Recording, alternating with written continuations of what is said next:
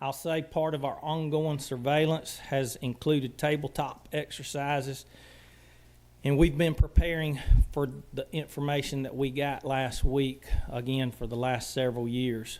The one thing that I want to say as I sit before you today is know that deer hunting is still fine in Georgia. We're going to be fine even though we have joined 35 other states that have chronic wasting disease. It's going to take all of us working together, this body, the House. It's going to take hunters. It's going to take all Georgians. It's not just those of us that hunt, but we're going to need everyone's cooperation in managing, and that's what we're going to do. We're going to manage chronic wasting disease. It's not going to go away, as you'll hear from Dr. Johansson in just a minute, but we're going to maintain our healthy deer herd here in Georgia. We know, we recognize, and we partner with our hunters and landowners. They play the major role in helping us at the agency with managing CWD, and we look forward to working with them certainly in the future. You'll continue to see the communication with the public, and most of you know that DNR, if we're not the most transparent agency in state government, we're one of the most transparent agencies in state government. And I thank the chairman for inviting us here today right after the positive confirmation of this disease. Before I turn it over to Dr. Johansson, I would like to say how proud I am of the staff. You know, you've got a small smattering of our staff here with you today.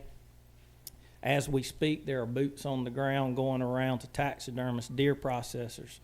Our communication staff are busy getting out press releases, talking with the media.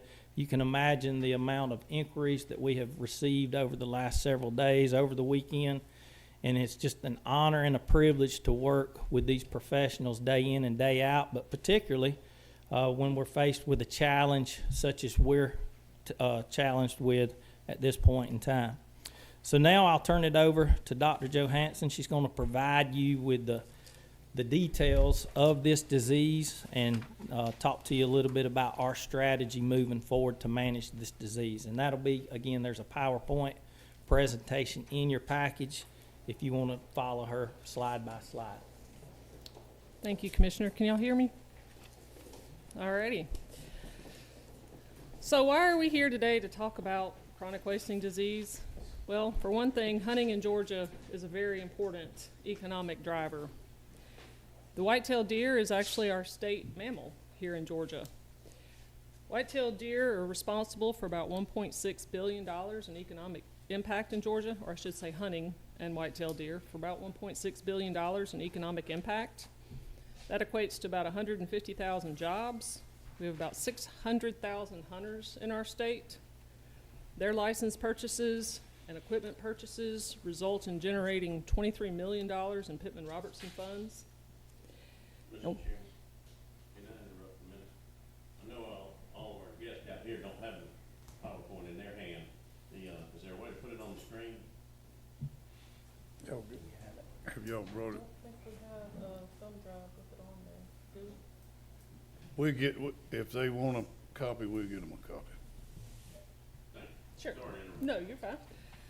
So we harvest about 280,000 deer annually in the state of Georgia. So deer are, I think, a pretty big deal. So what is this disease we speak of, chronic wasting disease, or CWD? Well, technically, it's a degenerative neurological disease that affects members of the deer family, specifically deer, elk, and moose. It's caused by an infectious, misshapen prion protein. Once infected, it takes a deer about 18 to 30 months before it starts to show symptoms and signs. So it has a very long incubation period. 100% of infected deer will die. There are no treatments, no vaccines, no medications you can give to a deer. It will die. They don't develop immunity to it.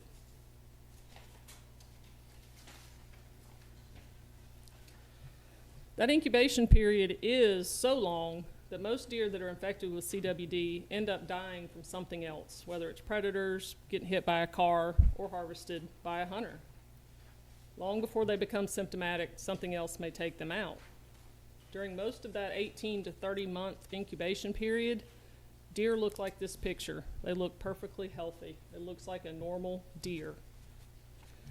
It's only in the final few weeks or months of the course of the disease that they start to take on that wasted appearance from which it gets its name. During that incubation period, at some point, they do begin to shed these infectious prions, contaminating the environment and potentially infecting other deer.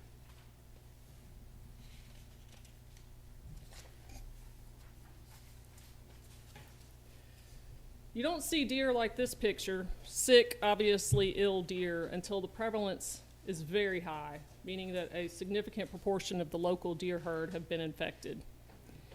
And the symptoms are similar to those seen with some other more common diseases. You'll see dramatic weight loss. You'll see droopy heads, droopy ears, maybe drooling. They're going to act very lethargic. They're not going to want to behave like a normal deer. But again, this is only in the last few months or even weeks. The image here is of a deer infected with CWD out of Pennsylvania. So we can't just look for sick deer. We have to routinely sample apparently healthy deer. And this is why our routine surveillance is needed to catch it when the prevalence is low. So how does CWD spread?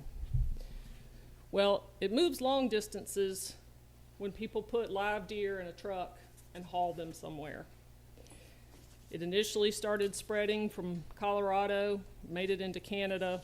That was not natural spread. That was deer in a trailer being trucked from one facility to another.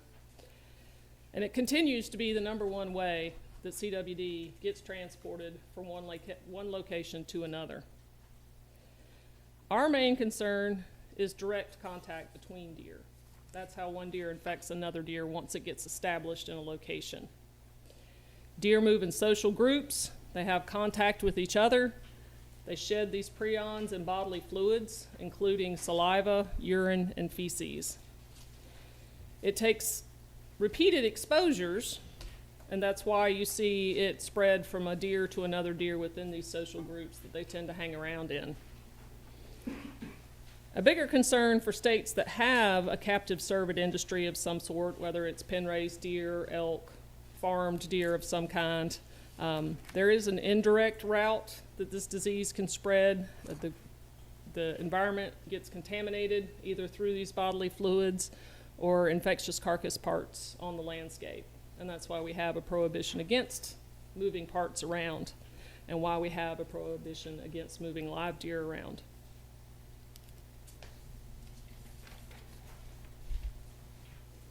So what if we do nothing? Unlike other diseases that come and go as survivors develop immunity, CWD steadily spreads if it's not managed.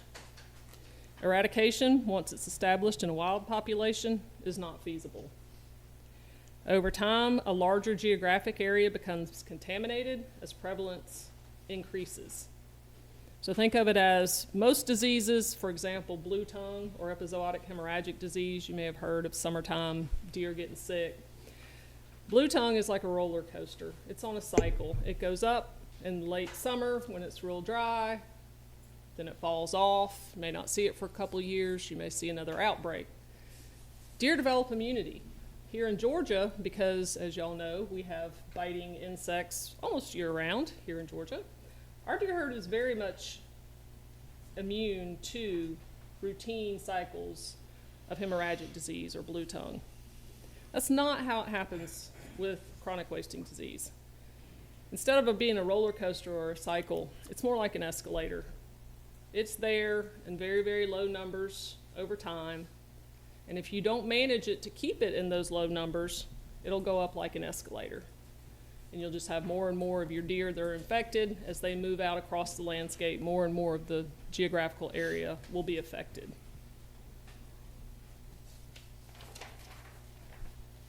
If you look at the map of the United States, that shows the current distribution of CWD. It does include Georgia now. If you look at the counties there in Colorado, that is where the disease was first discovered and described. It went into Canada, it went into Wisconsin, it went into several other places through the movement of live deer. For a long time, it wasn't in the southeast, but it's in the southeast now as well. If you turn to the next page, you can see the distribution in the states adjacent to Georgia.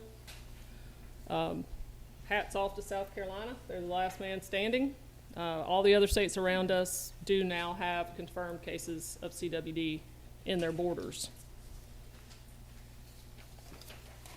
Dr. Johansen, Yes, sir. could you, the deer that was found in Georgia? Yes, sir. Was it trucked in from somewhere, or, I mean, I'm not seeing any docks close by, Correct. so.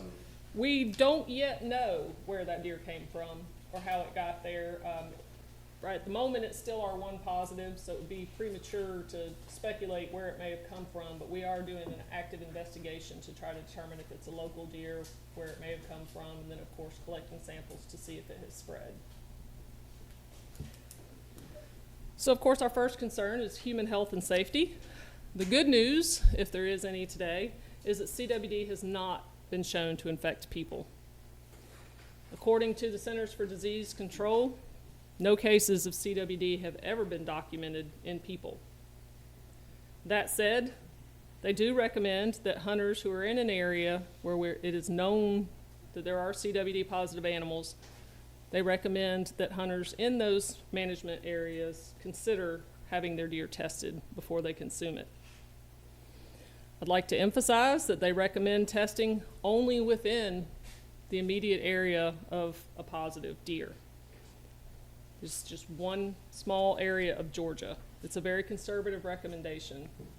Keep in mind also that this disease has been on the landscape in Colorado and other parts of the West and in Canada for 50 years now. And there has yet to be a documented case in humans.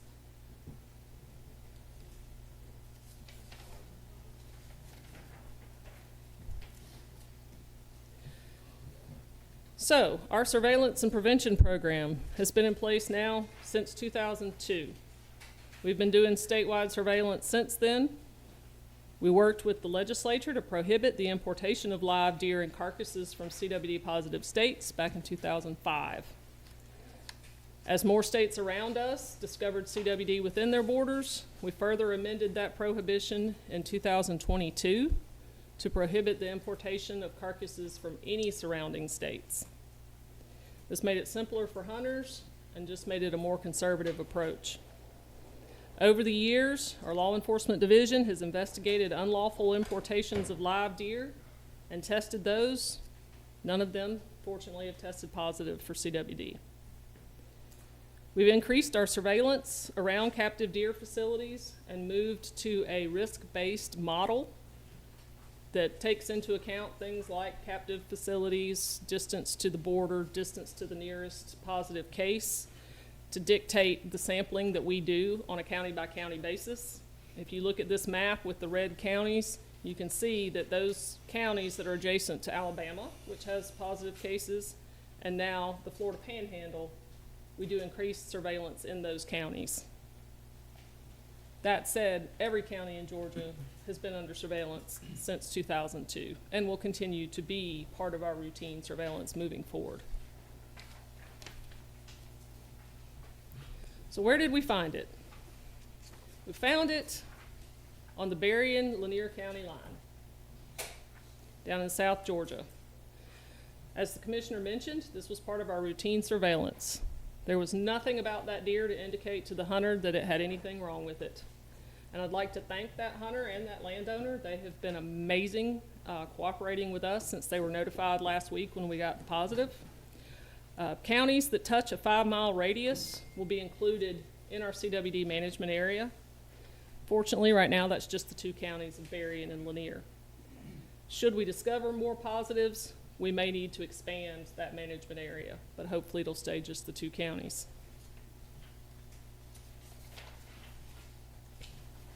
So what's DNR been doing since we got this positive notification last week? Feels like it's been a lot longer than a week. We immediately activated our CWD response plan. We've had this plan in place for quite some time. It's been very much an adaptive plan, and we just flipped the switch on it. The hunter and the landowner were immediately notified. The location where the deer was harvested was identified. That is the ground zero point of our efforts right now. We've already contacted the landowners within a 1-mile radius of that initial positive and are actively working with them to collect some more samples. And then our staff immediately dispersed in the area, contacting processors and taxidermists. We just finished the firearms season here in Georgia, and we were able to get up with those folks, and a few of them did have some samples on hand or some heads on hand that we were able to get additional samples from. So we've just had incredible cooperation and participation from stakeholders in the area.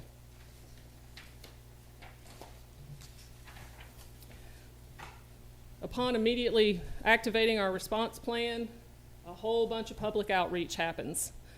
We did a press release the next day, updated our website with all the latest information. We held a press conference on Friday down in Tifton for local media to come in and spend as much time with us talking and answering questions as they needed. We've been blasting social media, answering questions, putting information out. We're going to continue to do that. We've been answering questions pretty much all waking hours since this was discovered. We have public meetings scheduled in person on the ground down in that area, Valdosta, Lakeland. We will also have a virtual public meeting. We started doing those in 2020 with COVID, with our regulation meetings, and they were a big hit. I mean, we'll have 50, 100 people participate. So we're going to have a virtual meeting for anyone to attend, to ask questions, hear the same information that we're sharing now. And we will continue to update information online. We will continue to answer questions and maintain a frequently asked questions through our different outlets to ensure that people are getting the best, most accurate, and up-to-date information. In addition to that public outreach, we immediately began searching for additional samples. As I mentioned, within that 1-mile radius, we've reached out to the landowners and asked them or their hunters or their designee to collect samples to harvest deer for us that we can sample. We're looking to get about 20 to 30 samples, not a whole lot of deer, not looking to wipe out the deer. We're looking to focus on deer in that area that are most likely to have had contact with the positive. We've also reached out to crop damage permit holders, and we'll continue to reach out to them to collect deer that are going to be taken anyway, to get samples from those. And of course, we've always collected roadkill deer to the extent that we can. They are good test subjects for CWD. We'll be doing this until deer season starts in September. And then we will be, of course, focusing on our hunter harvested deer as we always have. What is the point of these additional sampling efforts? We'd like, before deer season starts, to assess the prevalence and geographic extent of this outbreak. We want to know the percentage of deer that test positive, and we want to know the geographic extent of this outbreak.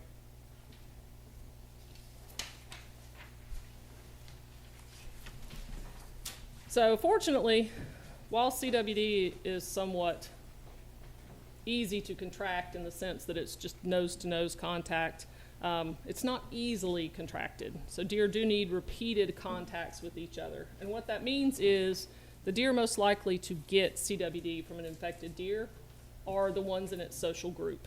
Those of you who hunt or sit on your deck and watch the deer decimate your landscape shrubbery, you've noticed that they'll be in groups of 3 or 5. The deer that are hanging out with that positive deer are far more likely, right, to have CWD. So this is not a random shotgun approach when we're collecting these samples. This is a very focused effort to get those deer most likely to test positive. And we call this cluster sampling. So we're going to do this cluster sampling in cooperation with the landowners and the hunters. DNR is not going to go out there and shoot a bunch of deer to test. We're going to work with the folks who are there to get additional samples. We will be focusing on the area where that positive was found, literally that property and the adjacent properties, particularly within that 1-mile radius. And we're coaching these folks on trying to get those deer that were most likely hanging out with the positive deer.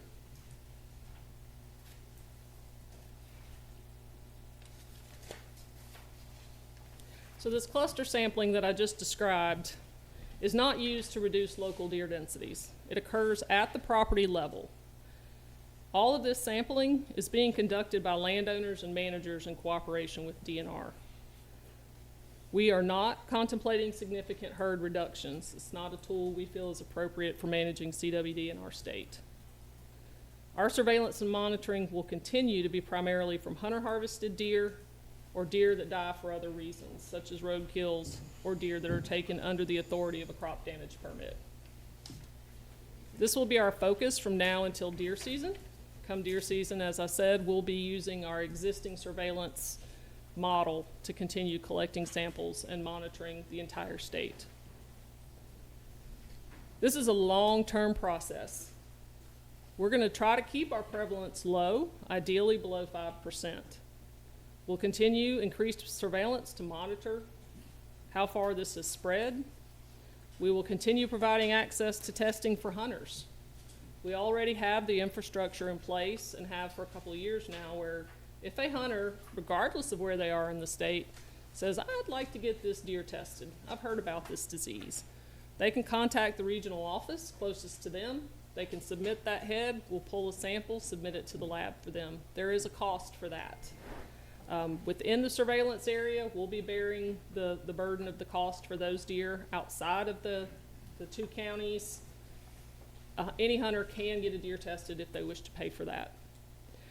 Obviously, we'll be increasing our testing quite a bit within the CWD management area. Our goal is to maintain Georgia's rich deer hunting heritage for future generations. As I said, this is a marathon. This is not a sprint. We're in this for the long haul now. And the reason we're focusing on this cluster sampling methodology is if you look at the graph there in front of you, you'll see a green line that from 2002 to 2018 stays fairly flat. That is the state of Illinois, which has had, they don't actually now, but for a long time they were doing this approach where you go into where there was a positive and you focus very surgically on removing deer that probably could have had contact with your positive, right? And they did this year after year after year. Again, not a random shotgun approach, not trying to go in there and just get rid of all the deer, but a very focused, thoughtful effort. And they kept their prevalence quite low, well below 5%. That is our goal. By contrast, through no fault of their own, the state of Wisconsin became somewhat of a natural experiment. They were the first to find CWD this side of the Mississippi River. Their deer hunting heritage is as good as ours. They may have one or two more big deer than we do. They came in strong, did a lot of this sampling. Their state, their hunters, their stakeholders got tired of it. It was very expensive. And they ended up not doing that anymore. They were using sharpshooters to go in and remove those deer. They stopped doing it altogether.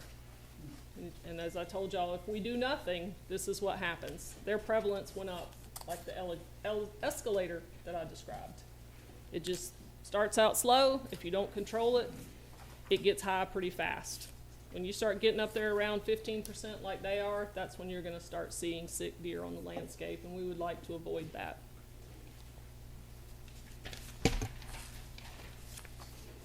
Just to wrap up, a few key takeaways. We've been planning and preparing for this since 2002. Our response plan has evolved in those 22 years, monitoring the 35 states that found this before we did.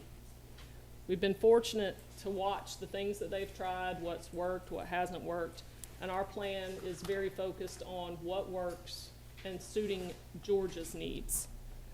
This management will be conducted locally and in cooperation with landowners and hunters. We may have gotten lucky, but most likely CWD is here to stay. It's going to require continual surveillance and adaptive management over the long term to protect our deer herd and our heritage. And with that, I'll take any questions. Doc, when you said they would take roadkill, how long can you test a deer that's been killed? That's a great question. So, not very long. It needs to be a pretty fresh sample, particularly in the summertime. I wouldn't want one more than a day or so old. So the tissue that we take for the testing is a lymph node right under the jaw. And so you can imagine that that doesn't stay fresh. It's just a little piece of tissue there. And so it has to be pretty fresh.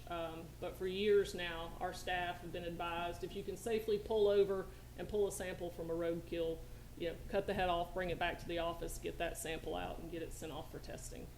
And also, have we reached out to all the animal control, the counties, to, if they collect the deer, to notify y'all to get a sample? We have not. We are actually working to contact the Department of Transportation to get the local contacts for those counties. And then as we move out, to try to, some counties handle it differently Right. on whether they collect them and then what they do with them once they do collect them. And so we're working on a very local level with those folks to try to get additional samples that way. Okay.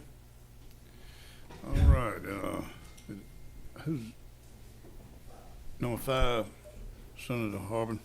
Thank you, appreciate it. Am I correct, there is no harm to a human from the disease? It is the disease only to other deer, is that correct? Yes, sir.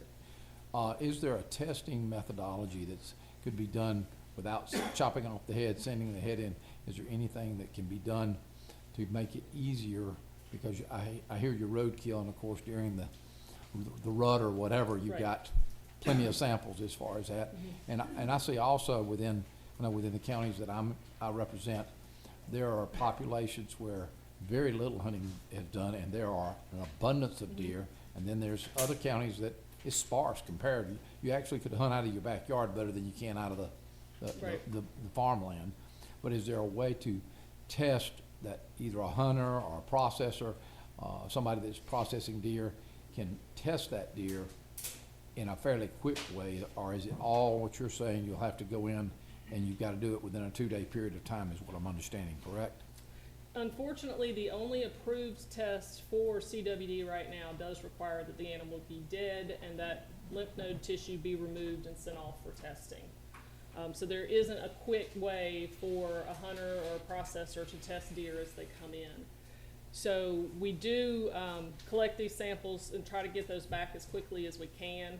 2 weeks is about the fastest that we can get them turned around, and certainly during busy times of the deer season, it may take a little bit longer.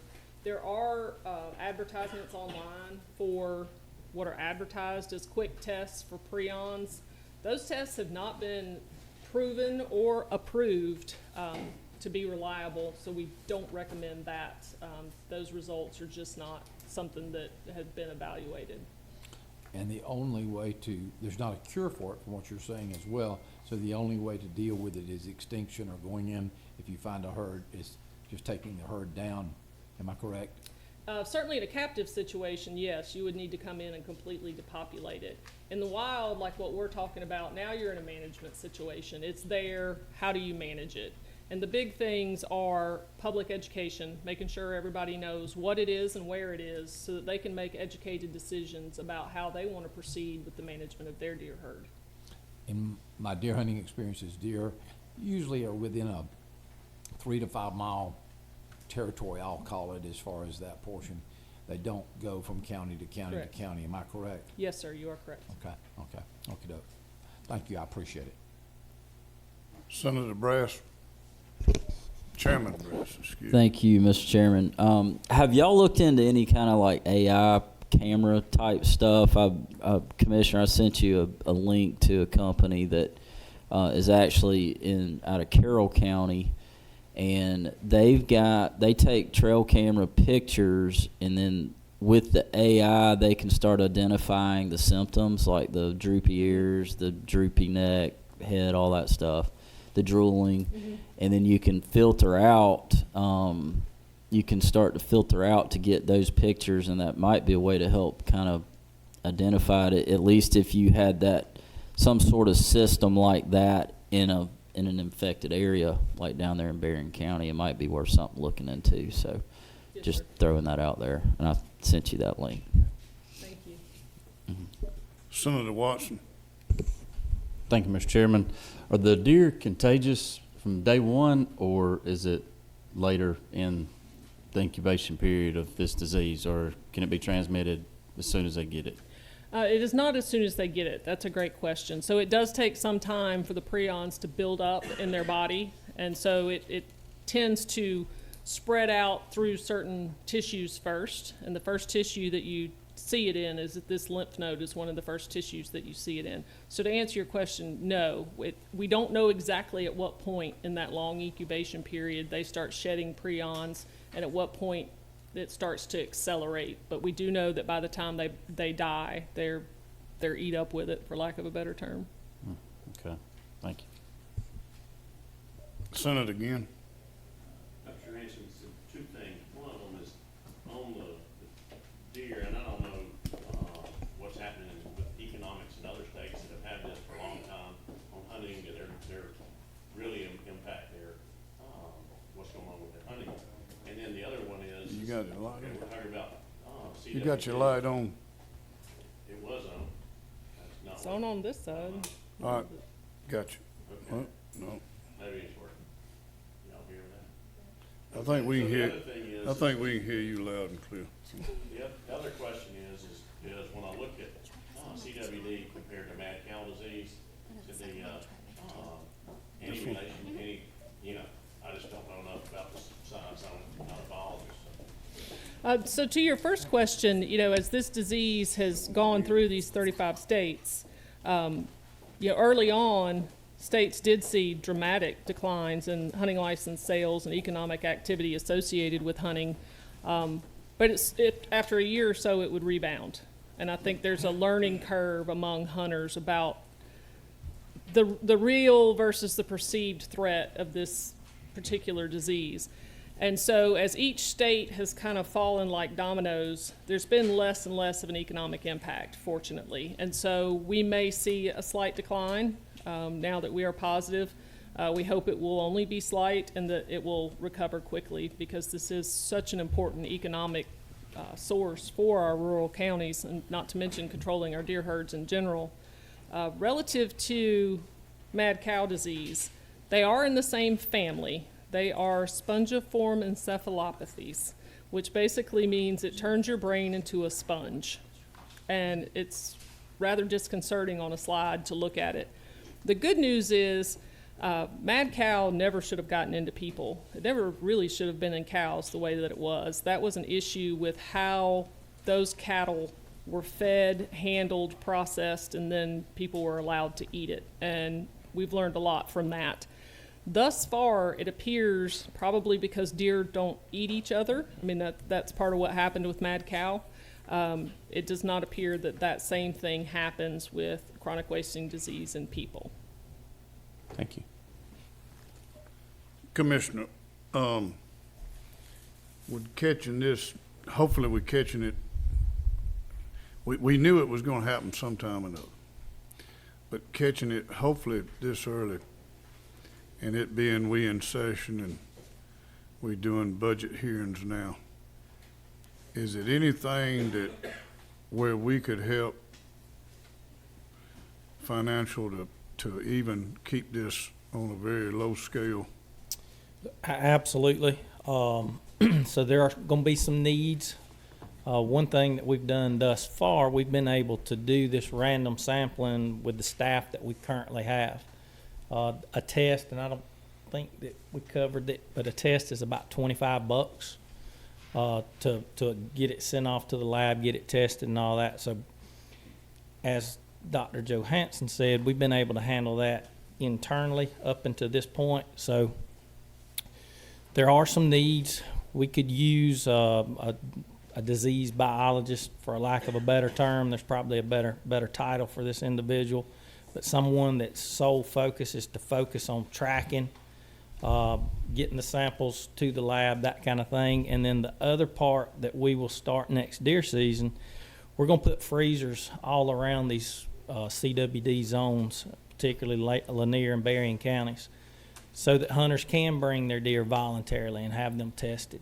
So the more freezers that we have out there, the more, hopefully, the more samples we can get, and we can detect more prevalence. All of that comes at a cost that we have not budgeted for. So yes, sir, we do have some needs, and I could probably get some dollar amounts to you after the meeting.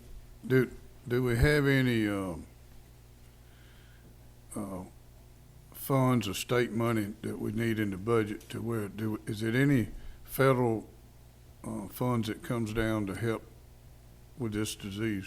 Yes, sir. So if we could come up with some state funds, we can multiply that times 3 3 times federal, okay, with federal Pittman Robertson funds. Yes, sir. okay.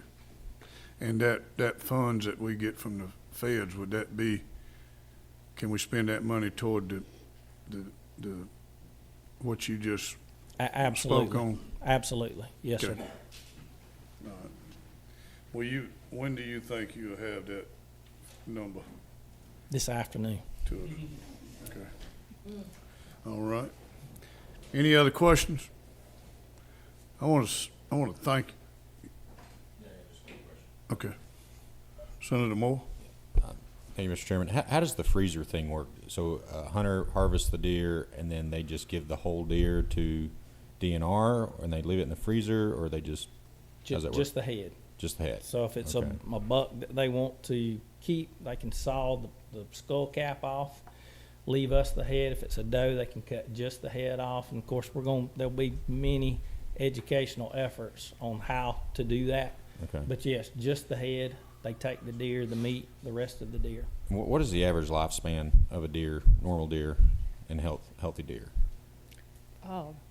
3-5 years.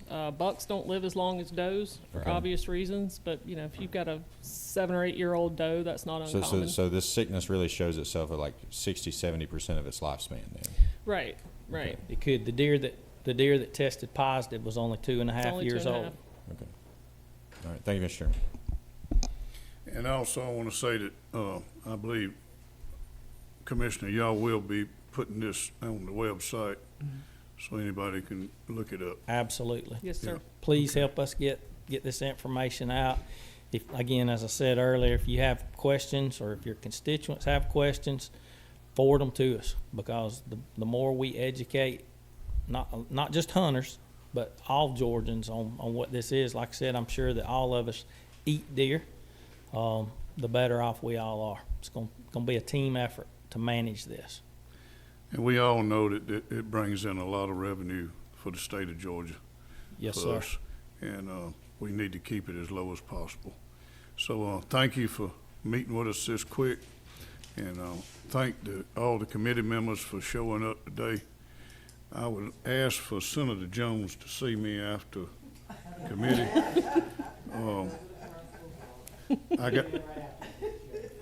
I got something for you. Okay. Thank you. Georgia Peanuts. We are adjourned. Thank you.